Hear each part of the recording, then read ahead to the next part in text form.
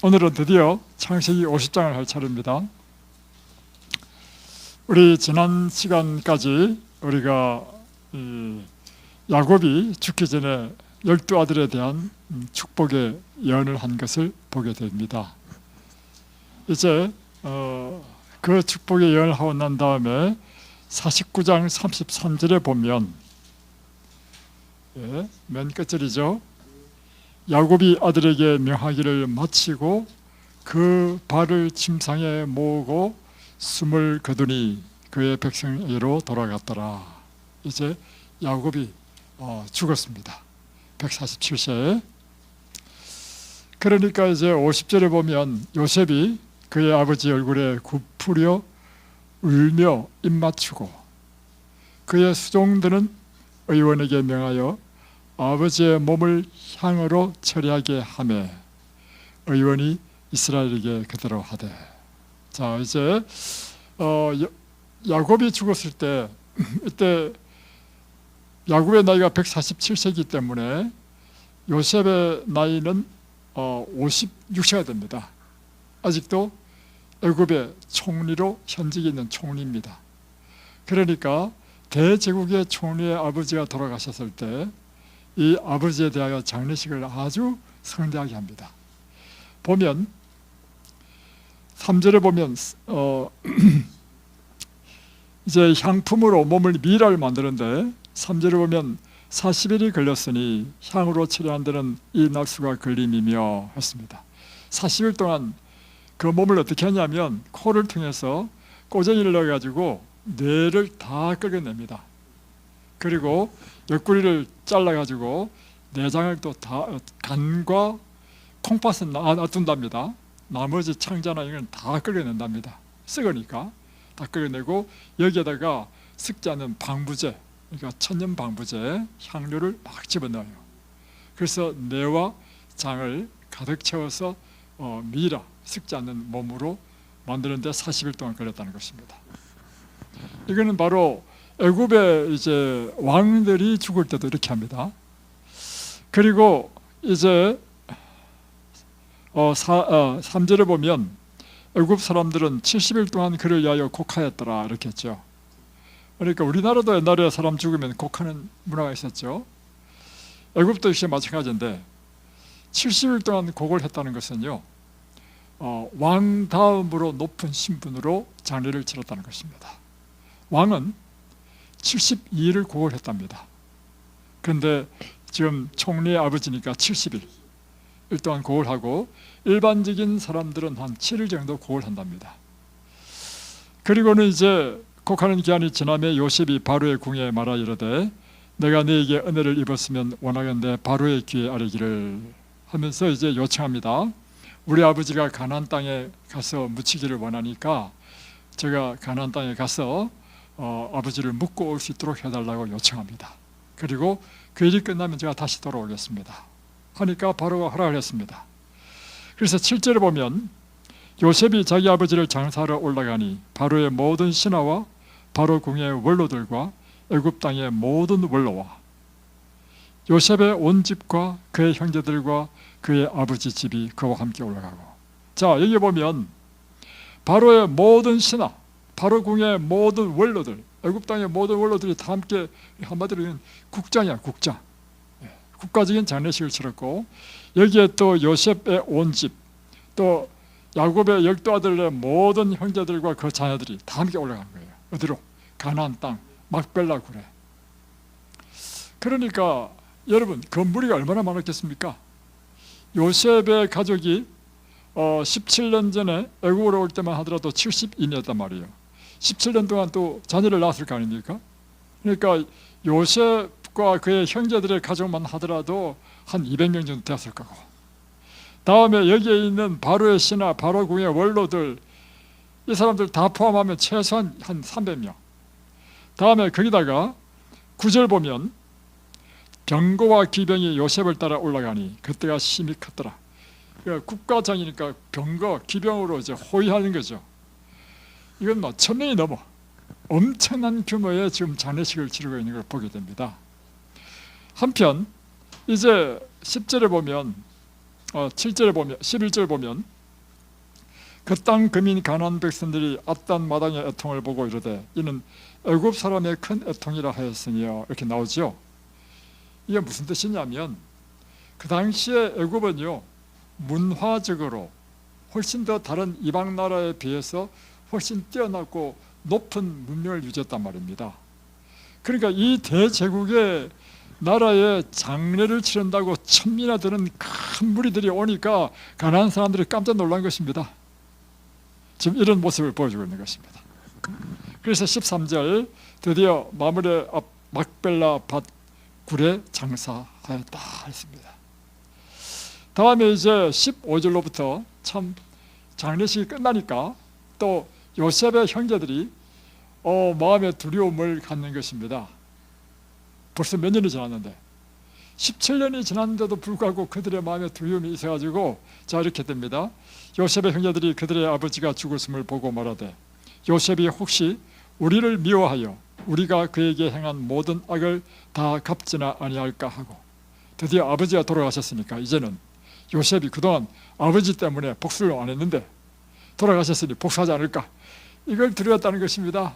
그래서 사람을 보내가지고 말하기를 요셉에게 말을 전하여 이르되 당신의 아버지가 돌아가시기 전에 명령하여 이르시기를 너희가 이같이 요셉에게 이르라 내 형들이 내게 악을 행하였을지라도 이제 바라건대 그들의 허물과 죄를 용서하라 하셨나니 그러니까 야곱 아버지가 말씀하시기를 요셉에게 용서해달라고 이야기하지 않았습니까? 그러니까 용서해달라는 이런 생각을 보낸 거예요. 그러니까 이 말을 들은 요셉이 어떤 마음이 심정했습니까? 얼마나 슬프겠어요. 그러니까 요셉이 형들이 아직도 내가 그들을 용서한 것을 믿지 못하고 두려워하고 있구나. 그래서 요셉이 그들에게 하는 말을 들을 때 울었더라.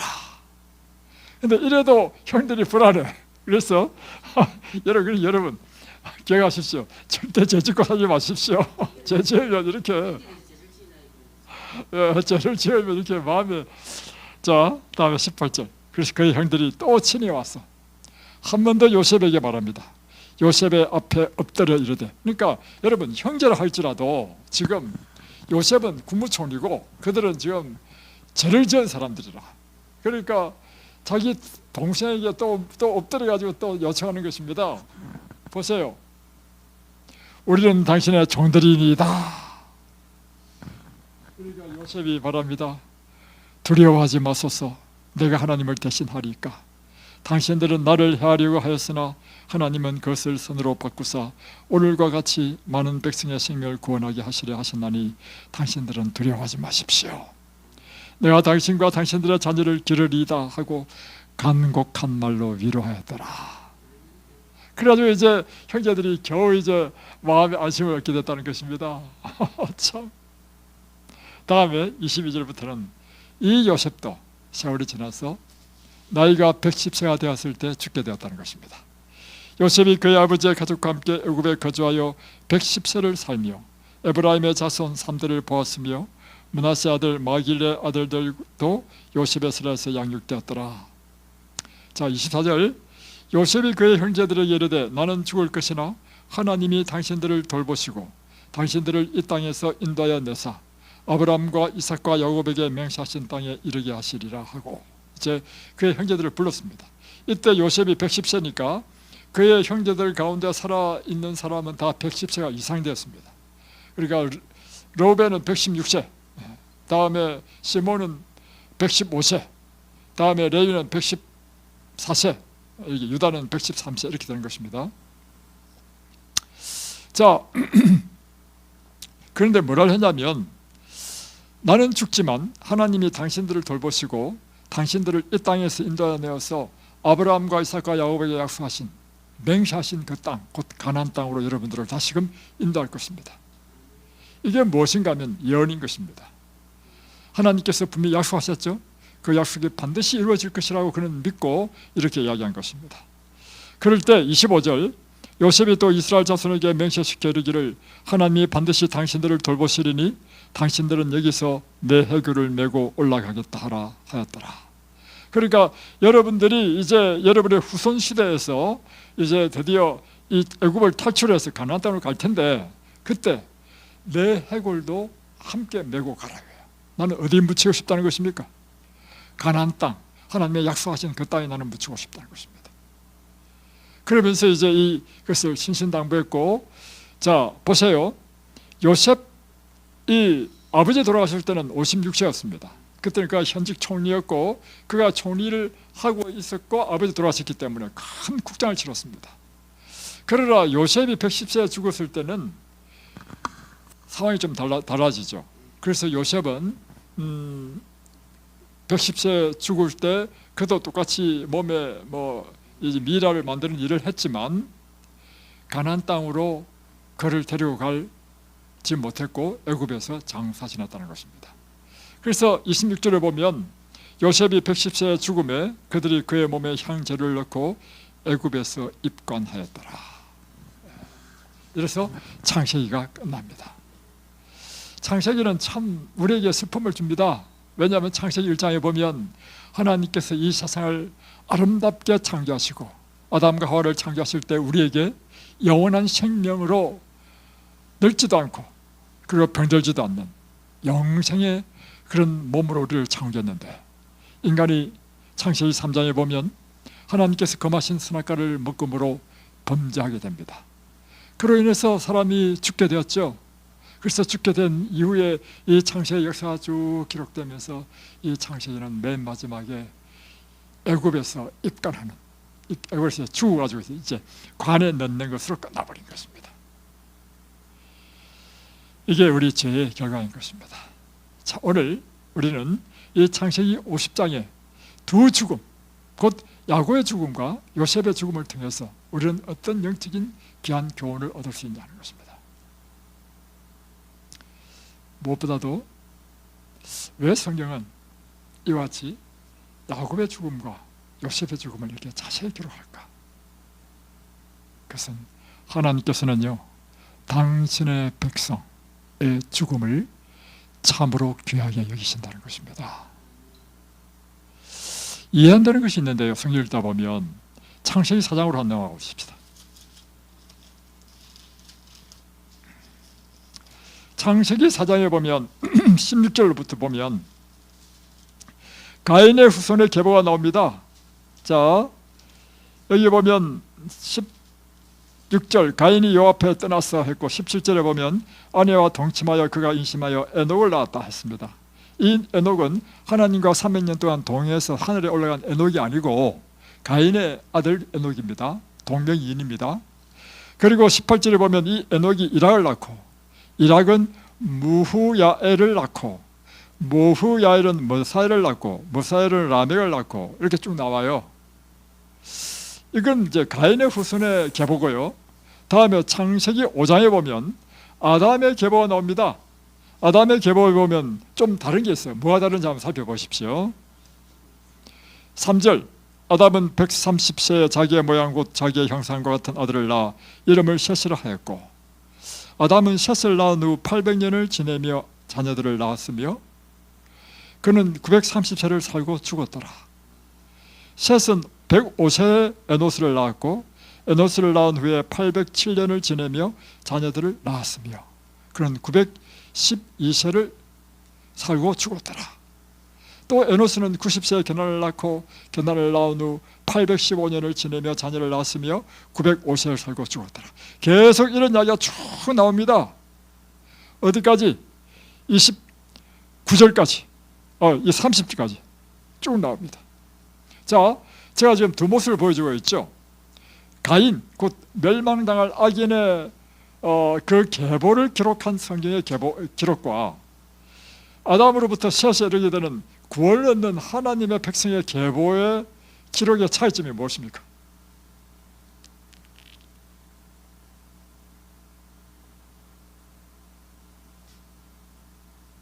차이점이 뭐죠? 자, 악인의 계보에는요, 그냥 보세요. 18절, 에녹이 이랏을 낳고 이랏은 모야일을 낳고 모야일은 머드사일을 낳고, 그냥 낳고로 끝납니다. 그런데 하나님의 백성의 계보는요, 아담은 셋을 낳은 후 800년을 지나며 자녀를 낳았고 또 930세를 살다가 죽었다. 또 셋은 150에 에노스를 낳았고 에노스를 낳은 후 807년을 지내며 자녀를 낳았으며 912세를 살고 죽었다. 무엇이 다르냐면요, 하나님의 이 가인의 계보는요 자세한 이야기가 없어요. 그냥 누구를 낳고 누구를 낳았다 끝이야. 그러나 하나님의 백성의 계보는요, 그가 몇 세 때 아들을 누구를 낳고 그로부터 몇 년을 살았고 몇 년 살면서 자녀를 계속 낳다가 몇 세에 죽었다. 또 그 아들은 또 몇 세에 아들을 낳고 또 어떻게 몇 년을 살다가 몇 세에 또 죽었다. 왜 이렇게 기록했는가? 그것은요, 하나님은 당신의 백성을 귀중하게 보신다는 것입니다. 그러니까 악인의 삶은요 하나님의 가치가 없어. 그래서 그가 뭐 어떻게 살았는지 그건 하나님 앞에 아무 가치가 없는 삶이기 때문에 기록도 안 해. 그리고 그의 죽음도 기록 안 해. 단지 그의 계보가 이렇게 이어졌다, 누구를 낳고 이렇게만 기록됐단 말이에요. 그러나 하나님의 백성의 삶은요 하나님께 존귀한 것입니다. 그의 이 땅에서 삶도 존귀하고, 그가 자녀를 낳은 것도 중요한 일이고, 그리고 그가 심지어 죽었다 할지라도 죽는 것도 하나님 앞에 귀중하게 보신다는 것입니다. 이건요 우리에게 굉장히 중요한 영감을 줍니다.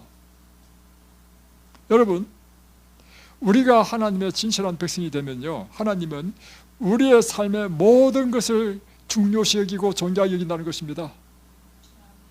우리의 삶의 모든 순간순간을 하나님께서는 귀중하게 여기신다는 것입니다. 심지어 뭐까지도 귀중하게 여기시냐면 우리가 죽는다 할지라도 그 죽음조차도 아주 귀중하게 여기시는 거라. 그래서 시편 116편 15절을 한번 보겠습니다. 시편 116편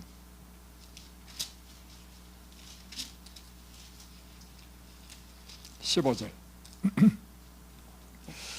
그의 경건한 자들의 죽음은 여호와께서 보시기에 귀중한 것이로다.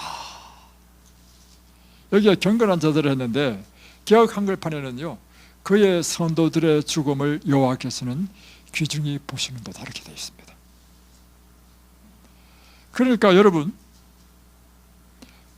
그리스도인의 죽음은요, 우리가 하나님을 믿는 그리스도인의 죽음은 그 죽음도 존귀한 것입니다. 왜 존귀할까요? 그 이유는 그리스도인의 죽음은요 죽음이 아니라 다시금 부활할, 생명으로 부활할 것을 두고 잠자기 때문입니다.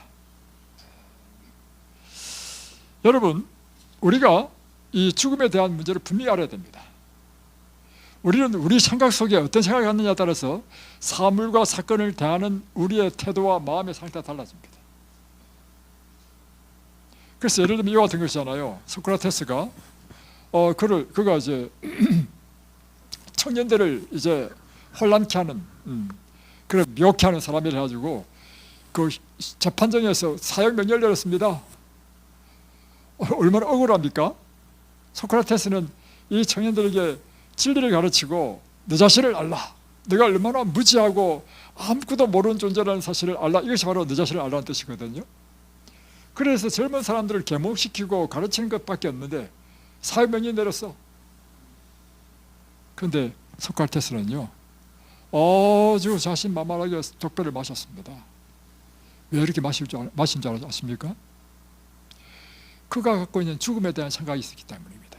죽음이란 헬라 철학에 의하면 죽음이란 우리 몸과 영혼은 별도로 있고, 우리 죽음이란 우리 육체가 죽는 것이고, 우리 육체가 죽으면 우리 영혼이 우리 몸을 빠져나가지고 비로소 이제는 자유를 얻는다. 그러니까 자유를 얻는 것이 더 좋죠. 그러니까 아주 자신만만히 죽는 것입니다. 그러나 많은 사람의 경우에는요 죽음 앞에 너무 벌벌벌 떱니다. 왜 뜨는지 아십니까? 죽음은 이제 인생의 끝장으로 생각하기 때문에. 심지어 프랑스의 유명한 실존주의 철학자 사르트르는요 유명한 말을 했잖아요. 인생은 뭐냐? B와 D 사이의 C다. B와 D 사이의 C는 뭐냐면 B, birth, 탄생, D, death. 곧 탄생과 죽음 사이의 C, 끊임없이 우리 인생 사는 데 선택이다. 말은 유명하지만요 이 말 속에는 뭐가 없냐면 죽음 이후에는 어떻게 되는지 모른다는 것입니다. 그러니까 사르트르가 그가 이제 점점 나이가 들어가지고 죽음을 딱 임박하니까 그때부터요 사르트르가 너무너무 불안해가지고 견디지 못했다는 것입니다. 그 위대한 실존주의 철학자가. 그래서 그 계약 결혼한 여자 있잖아요. 뭐 이름을 잊어버렸는데 그 부인이 사르트르의 마지막 죽음을 기록한 책을 썼어요. 그 책에 그 자세히 나와. 자, 보세요. 어떤 사람은 죽음 앞에서 담대하고 어떤 사람은 죽음 앞에서 두려워하는 이유가 무엇입니까? 죽음에 대한 그들의 생각의 차이인 것입니다. 여러분은 죽음을 어떻게 생각하십니까? 여러분은 죽음이 여러분에게 점점 가까이 온다 할 때는 여러분은 어떤 마음을 갖겠습니까? 두렵습니까? 아니면 이 죽음에 대해서 전혀 두려움을 느끼지 않습니까? 자, 제게 질문하고 제가 한번 답해 보겠습니다. 지금 물론 저는 지금 죽을 상황이 못 돼서 그런지 몰라도요. 내 생각 속에는요. 죽음은 저한테 전혀 두려움이 아닙니다. 그 이유가 뭐냐면 내가 갖고 있는 죽음에 대한 성경적인 이해 때문입니다. 자, 성경적인 죽음의 의미는 무엇인가 하면 죽음이란 잠자는 것입니다. 여러분 어제 다 잠잤죠? 잠들기 전에 두려워했습니까? 무서워했어요? 뭐 안 무서워했죠?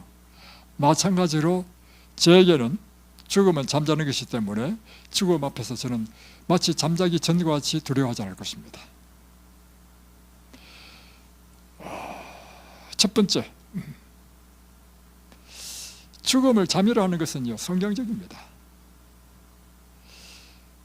예수님께서 죽음에 대한 이야기를 할 때마다 하신 말씀이 뭐냐면 잠잔다라고 표현했습니다. 야이로 딸이 잠들었다. 나사로가 잠들었다. 내가 깨우러 가노라. 그러니까 제 아들이 아니 예수님 나사로가 잠들었으면 뭐 일어나지 왜 깨우러 갑니까? 그럴 때 예수님께서 하신 말씀이 뭐냐면 나사로가 죽었느니라. 그리고 데살로니가전서 고린도전서에 보면요 사도 바울이 글을 쓴 거 보면 끊임없이 이렇게 하겠습니다. 너희가 잠자는 것에 대하여 잠자는 자들에 대하여 알지 못하는 길을 원치 아니하노라. 다시 변하면 부중의 부중이니까 잠자는 자들의 상태가 어떤지를 알기를 원한다 이 말이에요. 그래서 그 당시에 데살로니가 사람들이 잠자는 자들에 대해서 너무 슬펐다는 거예요. 그건 너희들이 지금 잘못하고 있는 것이다 하는 것입니다. 그러면서 하는 이야기가 뭐냐면 죽음은 잠자는 것이라고 이야기한 이유가 뭐냐면 잠자는 자는 반드시 깨죠. 우리에게는 무엇이다고요? 부활이 있다는 것입니다. 그래서 왜 잠자는 걸 표현했느냐? 잠자는 사람은 깰 것이기 때문에. 죽은 자는 다시 잠자는 상태에 있기 때문에 다시 깨는 것이 뭐냐면 부활인 것입니다. 그러니까 어떤 사람들이 이제 이해가 안 됐죠. 아니 우리 죽으면 우리 뭐 육체가 썩는데 썩어가지고 흔적도 없는데 어떻게 다시 일어납니까? 이 고린도전서 15장 이야기야. 그럴 때 이제 사도 바울이 이제 비유로 들은 것이 있죠. 너희들이 밭에 씨를 뿌리지 않냐? 씨 뿌리면 씨가 그대로 있냐? 아니면 씨가 썩어서 없어지냐? 없어지지 않냐? 그러면서 그에서 싹이 나가지고 풍성한 열매를 맺지 않느냐? 마찬가지로 우리가 죽어서 우리 육체가 썩는다 할지라도 우리에게 주신 하나님의 영생의 생명의 씨앗이 우리를 다시금 불멸의 몸으로 일으킨다는 것입니다.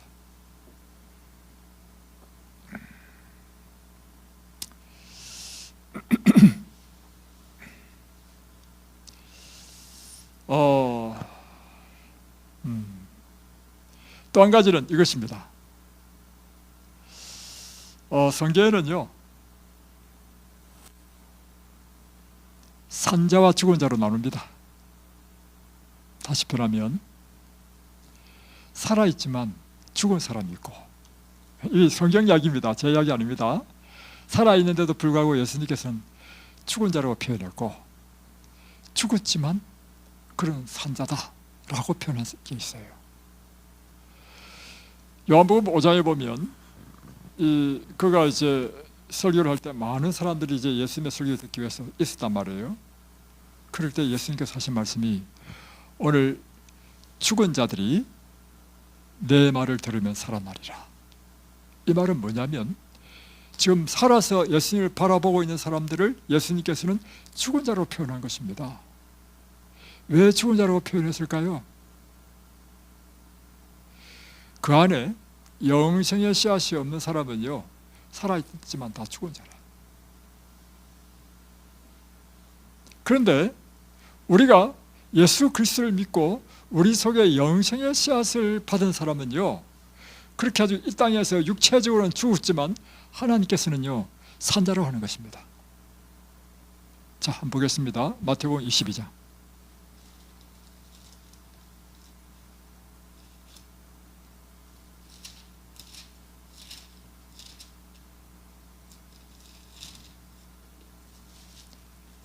(31절) 한번 보겠습니다.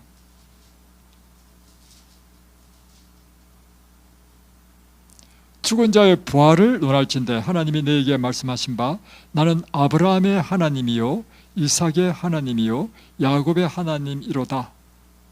그렇죠. 하나님은 아브라함의 하나님이죠, 이삭의 하나님이죠, 야곱의 하나님이죠. 그 다음에 하나님은 죽은 자의 하나님이 아니요 살아있는 자의 하나님이시니라. 자, 잘 보십시오. 하나님은 아브라함의 하나님, 이삭의 하나님, 야곱의 하나님이다 해놓고는 하나님은 죽은 자의 하나님이 아니고 산 자의 하나님이다. 그러면 아브라함과 이삭과 야곱은 죽은 자입니까, 산 자입니까? 바로 그것입니다. 그런데 사실은 아브라함, 이삭, 야곱은 이제 죽은 지 몇천 년이 지났어. 그러니까 여러분, 하나님에게는요, 죽은 자가 산자가 될 수 있고 산자가 죽은 자가 될 수 있다는 것입니다. 어떤 사람이 산자입니까? 믿음을 지키고 하나님 안에서 구원을 확장한 사람들은요, 죽어도 하나님께서는 산자로 보시는 것입니다. 왜냐하면 그 부활의 때 부활시키실 것이기 때문에. 자, 그러면 이제 잠잔다 했잖아요.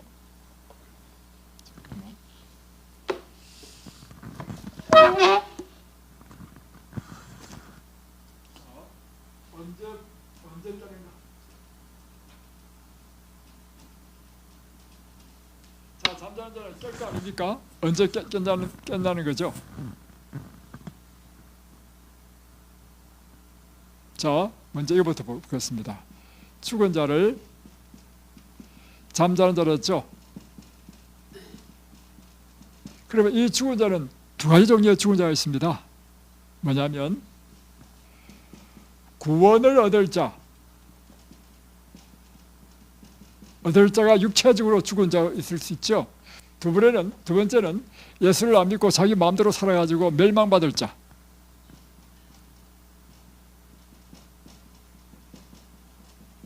이 사람도 죽을 거 아닙니까? 그래서 죽은 자는 두 종류의 죽은 자 있어요. 그러면 두 사람 중에 구원 얻을 자면 잠자는 자입니까? 두 사람 다 잠자는 자입니까? 성경은요, 모든 사람이 다 잠잡니다. 그러니까 구원 얻을 사람도 죽은 걸 잠잔다 했고요, 멸망자도 잠잔다 했습니다. 자, 그러면 그 이야기는 구원 얻을 자도 다시 깰 때 부활할 때가 있죠. 다음에 멸망받을 자도 그러면 다시 깬다는 건 부활한다는 겁니다. 그러니까 죽은 자도, 멸망받을 자도 부활해. 그런데 부활의 종류가 달라. 그게 바로 요한복음 5장에 있습니다. 찾아보겠습니다. 요한복음 5장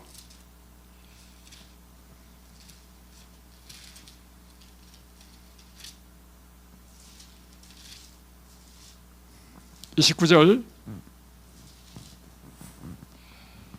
선한 일을 행한 자는 생명의 부활로, 악한 일을 행한 자는 심판의 부활로 나오리라.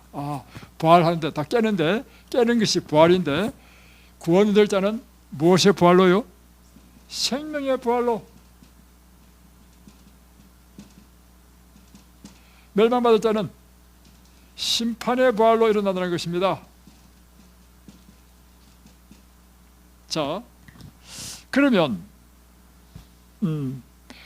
이제 이 생명의 부활은 언제 부활을 하게 되죠?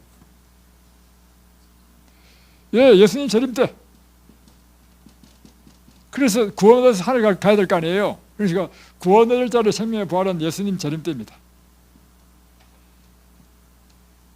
그러면 멸망 심판을 받아서 영원히 이 불타고 없어질 무의 존재가 될 이것이 심판인데, 이 심판은 언제 일어나는가 하는 것입니다.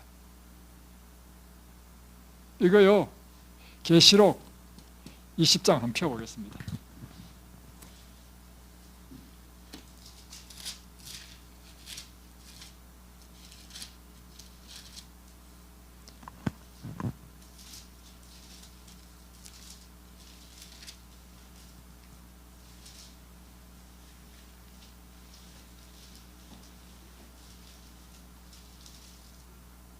칠 절 20장 7절 여기 보면 천년이 참에 사탄이 거기서 놓여 나와서 땅의 사방 백성 곧 곡과 마곡을 미혹하고 싸움을 붙이리니 그 수가 바다의 모래 같으리라. 이 천년은 뭐냐면 예수님 재림 이후의 천년입니다. 그러니까 천년 후에 이 바다 모래 같은 사람, 곡과 마곡은 뭐냐면 다 악인의 상징이거든요. 이때 멸망받을 자들이 다 부활한다는 것입니다. 부활해요. 근데 부활한 목적이 뭐냐면 심판받기 위해서 부활한다는 것입니다. 그게 어디 나오냐면 20장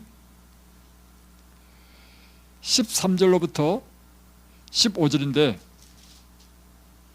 여기 보면 14절 사망과 음부도 불못에 던져지니 이것은 둘째 사망 곧 불못이라.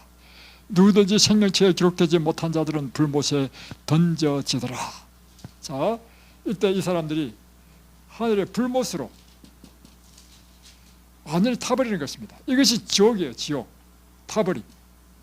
그래서 이 세상에 완전히 그들이 무에서 왔기 때문에 다시 무로 돌아가는 것, 이것이 마지막 악인의 심판이고, 그래서 완전히 소멸되는 것, 이게 악인의 심판입니다. 자, 그럼 또 한 가지 더 질문해 보겠습니다. 그러면 무엇이 필요하냐면, 누가 구원받을 자고 받을 자인가? 먼저 예수님 재림 전에, 재림 때 판결되니까 재림 전에 누가 구원받을 자인가가 판결나야 되겠죠. 그죠? 그래서 예수님 재림 전에 있는 것이 뭐냐면 심판이 있는 것입니다. 심판. 이 심판은 하늘에서 이루어지는 것입니다. 누구에 대한 심판이냐? 모든 이 세상에 태어난 모든 사람 가운데 예수님 재림 때 부활하고 구원 얻을 사람이 누군지를 심판하는 것입니다. 그게 필요하죠. 그게 성경에 보면 나와 있습니다. 전도서 11장 9절 한번 보겠습니다.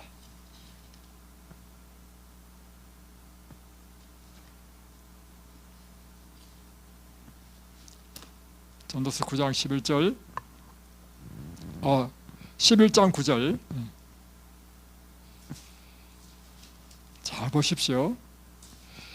청년이여 내 어린 때를 즐거워하며 내 청년의 날들을 마음에 기뻐하여 마음에 원하는 길들과 내 눈이 보는 대로 행하라. 그러나 하나님이 이 모든 일로 말미암아 너를 심판하실 줄 알라. 그러니까 하나님께서는 우리 젊은 날 네 하고 싶은 대로 다 해라. 그러나 네가 기억해야 될 것이 있는데 마지막 때는 하나님께서 심판하신다는 것입니다. 다음에 12장 14절 보십시오. 하나님은 모든 행위와 모든 은밀한 일을 선악간에 심판하시리라. 그러니까 하나님께서는 우리의 생의 모든 것을 결국엔 심판하신다는 것입니다. 그래서 이 심판하시는 목적은 누가 하늘에 가기에 적합한가 하는 것입니다. 그래서 이 심판의 결과로 예수님께서 재림하실 때 생명의 부활, 곧 부활을 입는다는 것입니다. 그러면 예수님께서 부활하실 때 일어나는 일이 뭔가? 이제 구원 얻을 사람, 그러니까 여러분이 무엇이 중요하냐면요, 이 세상에서 구원 얻는 일이 참 중요한 것입니다. 자, 그러면 이것부터 한번 문제 하고 들어가야 되겠네. 그러면 어떻게 구원 얻는가? 누가 구원 얻을 것인가? 누가 구원을 받을 것인가? 첫 번째, 구원받는 유일한 방법은 뭐예요? 바로 그예요. 예수님을 믿어야 구원 얻습니다, 여러분. 이게 창세기 3장 15절이죠. 인간이 범죄하자마자 하나님께서 구원의 계획을 선포하신 것이 창세기 3장 15절입니다. 이것이 보면 여자의 후손이 뱀의 머리를 깨트릴 것이다. 그 여자의 후손이 누구라고요? 예수님이시라는 것입니다. 그래서 요한복음 3장 16절 유명한 성경절이죠.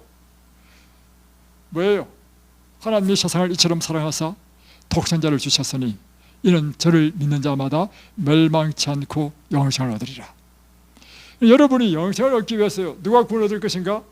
먼저 여러분이 예수를 믿어야 구원 얻습니다.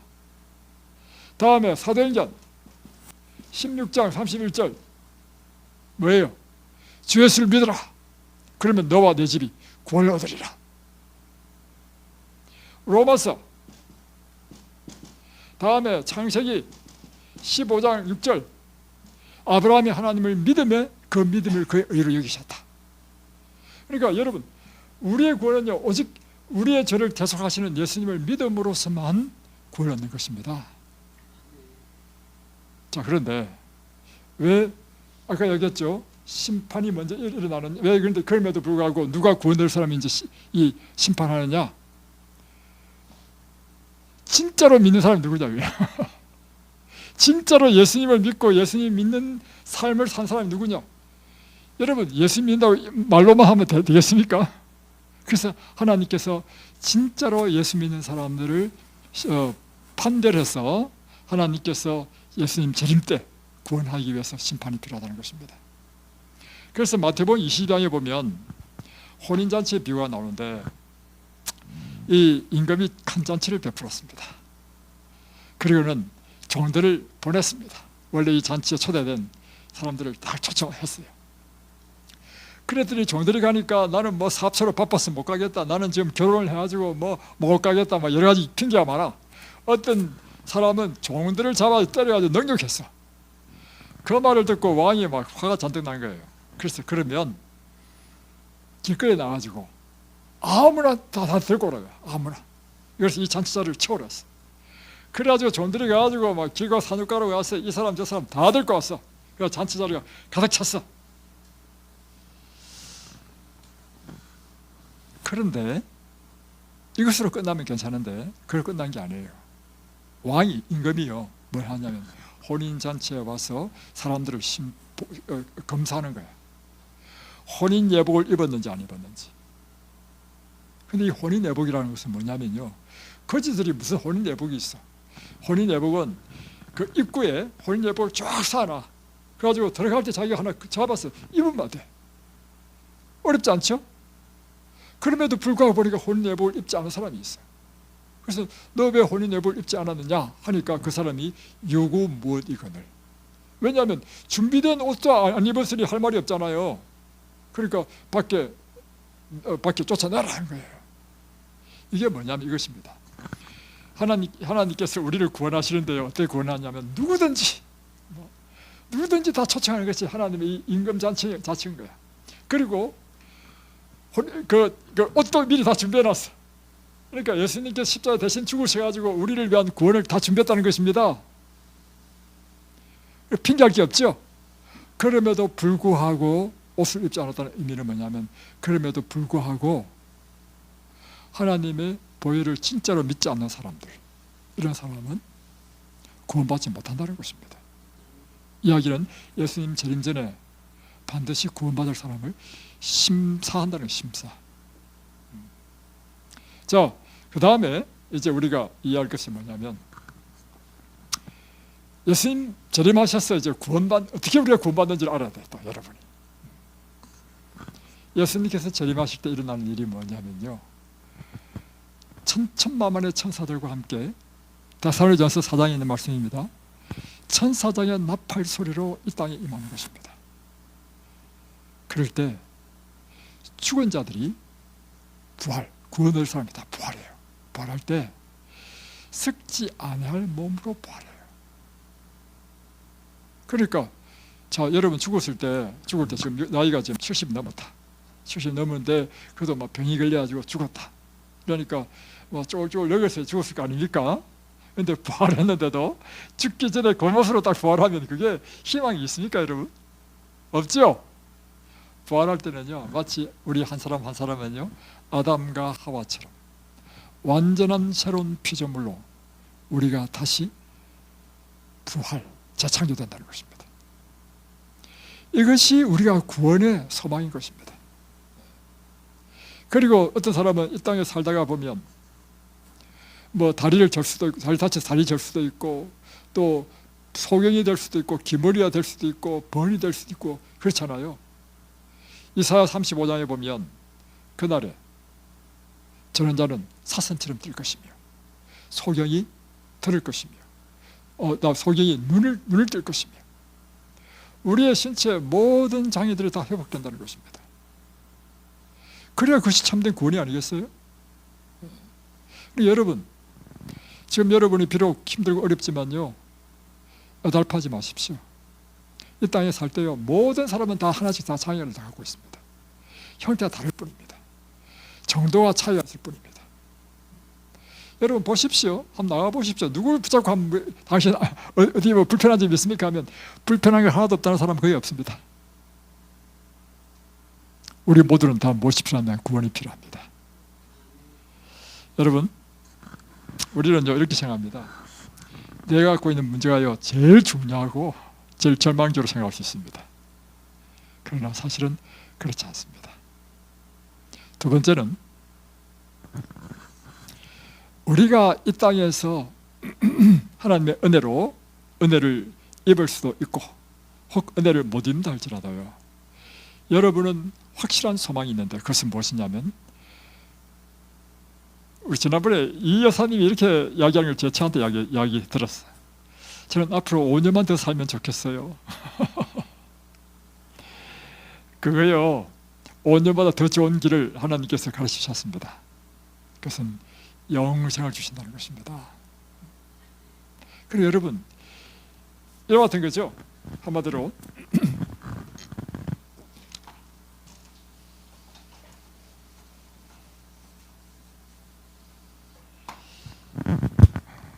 현명한 사람,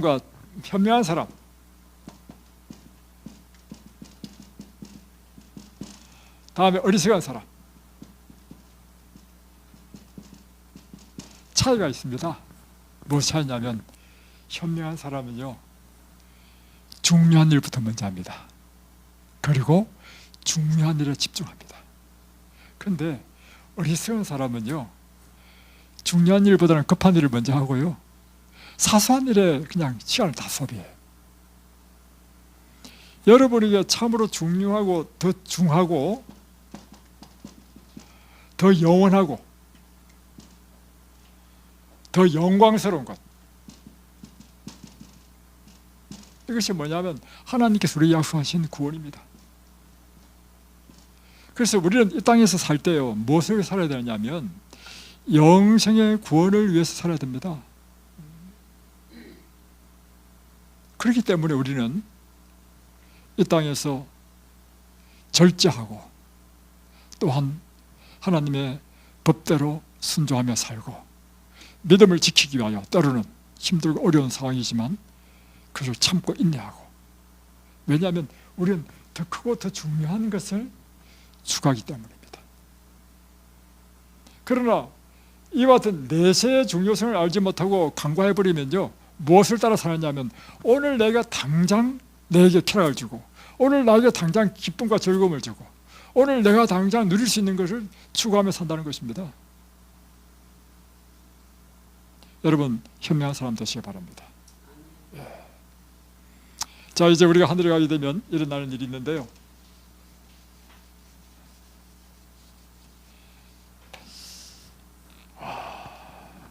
이것부터 한번 물어보십시다. 하늘은 정말로 있을까요? 정말 믿어요? 하늘이 정말 있다는 것을 확신할 수 있는 이유는 무엇인가 하면 이 성경 때문입니다. 성경에 기록된 모든 것이요 다 진실이기 때문에 아직 이루어지지 않는 미래의 하늘도 그러므로 확실히 있다고 우리는 믿을 수 있는 것입니다. 그렇죠? 그러면 우리가 비록 이 땅에서 뭐 병들어서 죽는다 할지라도 우리에게는 다시 무엇이 있어요? 부활이 있다는 거예요. 부활. 그리고 예수님께서 재림하실 때 우리는 불멸의 몸으로 변함을 입는다는 것입니다. 그리고 하늘에 가게 되는데 예수님 먼저 재림하십니다.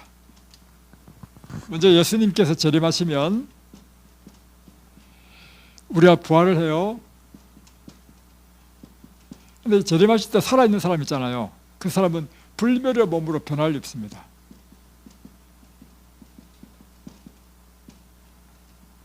그래가지고 예수님과 함께 하늘에 갑니다. 이 하늘이라고 하는 것은요, 고린도후서 12장에 보면 사도 바울이 미리 이 하늘에 가서 기록한 것이 있습니다. 내가 셋째 하늘에 이끌려갔다. 그곳에서 내가 말할 수 없는 말을 들었고 글로 표현할 수 없는 광경을 보았다. 그러니까 하늘이라는 것이 뭐냐면 이 지구처럼, 이 땅처럼 하나의 별이야. 갔는데 너무나 아름다운 곳이야. 그리고 이 하늘에서는 무엇이었냐면 아픈 것이 없어. 사람들의 모든 눈의 눈물을 다 씻어주신다. 그리고 또 이 하늘에는요, 밤도 없어. 여러분, 왜 우리에게 밤이 필요합니까? 쉬어야 되기 때문에. 근데 왜 하늘에는 밤이 필요 없어요? 쉴 필요 없는 것입니다. 그리고 하늘에는 더 중요한 것이 뭐냐면 하나님의 장막이 우리와 함께 있다. 언제나 우리가 하나님을 보면서 산다는 것입니다. 그 영광의 빛 가운데 있다는 것입니다. 그리고 하나님의 영광, 쉐키나 하죠. 쉐키나.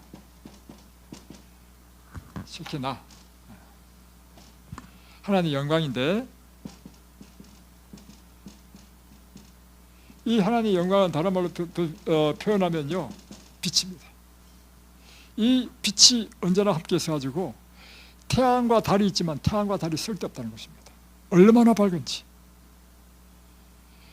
그래서 이 하나님의 영광이 늘 함께하기 때문에 밤도 없는 것입니다. 마치 이와 같은 거죠. 우리가 낮에 촛불을 켜면 촛불이 필요 없죠. 왜냐하면 태양이 더 밝기 때문에. 마찬가지로 하나님의 영광의 빛이 얼마나 밝은지 그곳에 가면 하나님께 새로운 이 에덴 동산 같은 아름다운 동산을 주실 텐데 그것에 이 생명수의 강이 흐르고 그리고 생명과가 양쪽으로 이게 생명강이 이렇게 흐르는데 요한계시록 22장입니다. 생명강이 이렇게 쫙 흐르는데 양쪽으로 생명나무가 있어. 근데 여기에 분명히 뿌리를 내리고 있는데 이게 위가 다 붙어 있어. 이런 이상한 나무가 있는데 이 나무는 달마다 12가지 실과를 맺어. 그 생명나무를 먹어보면 우리는 영원한 생명을 얻는다는 것입니다.